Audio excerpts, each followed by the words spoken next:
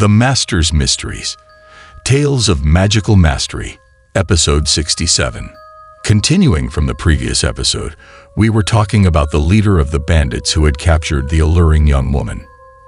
He was planning to indulge himself, but little did he know that disaster was looming. The moment of enjoyment was also the moment of doom. At this moment, the red-haired tiger's naked body was pushed away by the young woman. A gaping hole appeared on his chest, blood oozing out. His heart was nowhere to be seen. Meanwhile, the alluring young woman casually wiped the blood from the corner of her mouth, sending shivers down one's spine. "Both of you, come in." However, this one person clearly couldn't satisfy her. With a soft voice, she called out to the two eavesdropping bandits outside the door, much to their delight. "Chief, do you need us for something?" Hearing the woman's voice, both of them turned weak, hastily pushing the door open and peeking inside.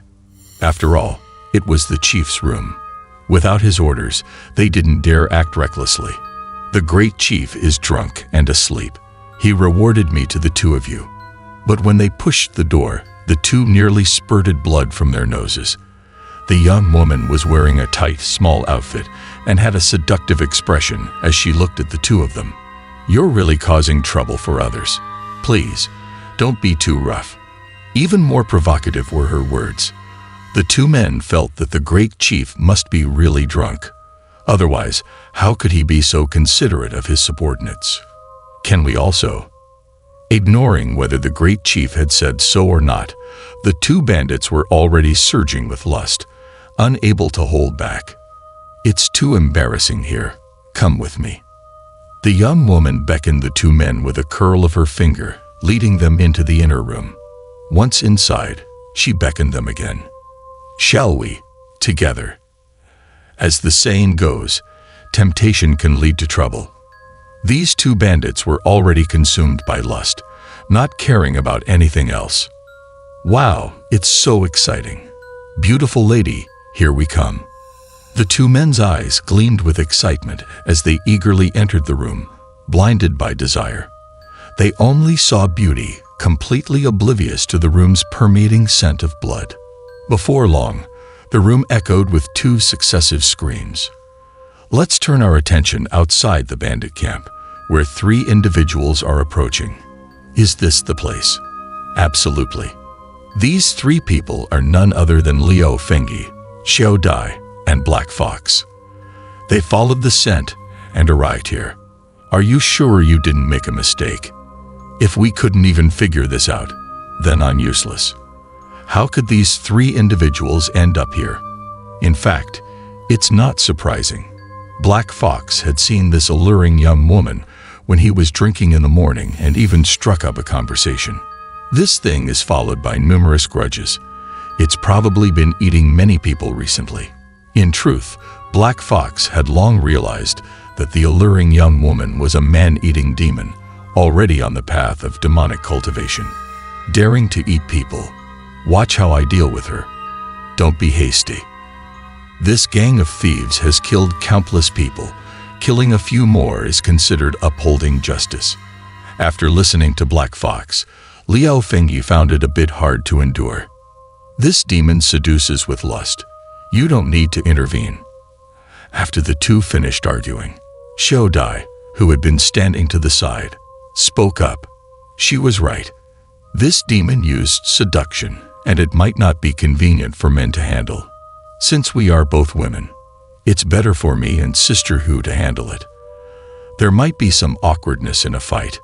Xiao Dai took charge of this matter, forming a series of hand seals and summoning her own celestial protector, Sister Hu. Sister Hu, let's go meet that demon. In truth, Liu Fengyi was worried when Xiao Dai took charge. With Xiao Dai's stubborn temperament, who knew what trouble she might stir up, lost in their own thoughts, neither of them noticed the expression on Black Fox's face. "I am Wu Quilin. May I ask for the lady's name?" "I am Baishan's Black Fox. Your beauty has amazed me. Can we be friends?" So, with a change in tone, the scene shifted to this. "In dealing with this fiend, be careful, young lady. Don't make me worry. To be honest, Houdini had been cultivating for hundreds of years and was encountering something like this for the first time. She was feeling a bit overwhelmed. After you return, I will arrange a celebration feast. Let's celebrate together and enjoy the night. But Black Fox's words were becoming more and more inappropriate. Shoudai, be careful when making friends. Understood. You are so sly. This girl has character. I like her. Come on, let's watch the show. What show? Simple. Haven't you heard of a drama with 3 women? Furthermore, inside the bandit camp at this moment, the saying, even those waiting to die are queuing up, truly applied. Inside the room, more than 10 bandits had already died at the hands of that woman. All right, come in 2 more. At this point, the woman had killed another person and walked to the door. She crooked her finger and called out to the people outside. Did those 2 fellows finish so quickly? The people outside were anxious. Upon hearing her words, their souls were lured away by the delicate gesture of her finger. I'll go first. I'll go first.